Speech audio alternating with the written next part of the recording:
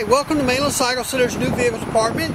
Today I want to show you a 2013 Kawasaki Prairie 360 4x4. This is in the Scout Green.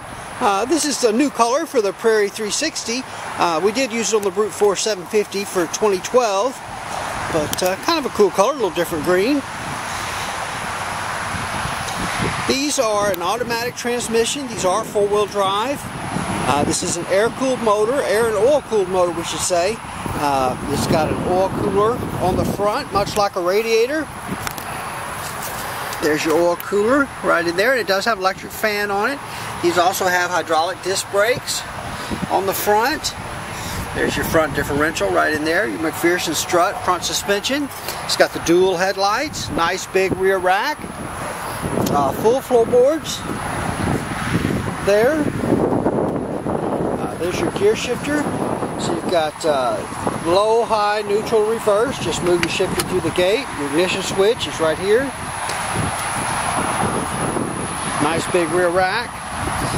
These do have a trailer hitch on them. Now these are swing arm rear suspension, and then they also have the Kawasaki multi-disc wet rear brake. So what that means is that on the drive shaft coming back, the rear brake is on that drive shaft, meaning as opposed to being inside of one of these two wheels. And so that brake actually rides an oil bath, rides in the same oil that these gears ride in. So because of that, it stays very clean, it works very good, and basically it'll last the life of the unit. You'll probably never replace those rear brakes. There's your rear shock. You do have adjustable rear shock there. Trailer hitch.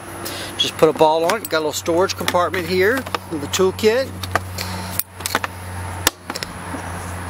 Kawasaki has started putting the stainless steel mufflers on these, which is nice. Your tail light with the brake light there. It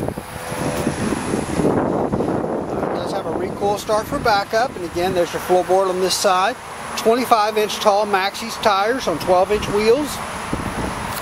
Have a 12-volt power outlet here.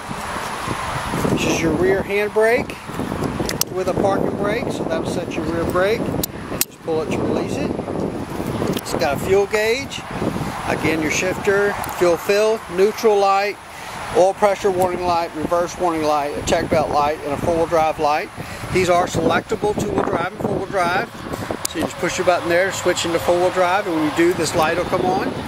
When you're in four-wheel drive, of course, your front end is engaged, and this has a limited slip front differential, but you have the ability to lock that front differential. So if you pull this lever and hold it, that'll lock up the front differential till you get through the spot you're going through, and then you just let it go and it goes back to being a limited slip, a little lighter steering.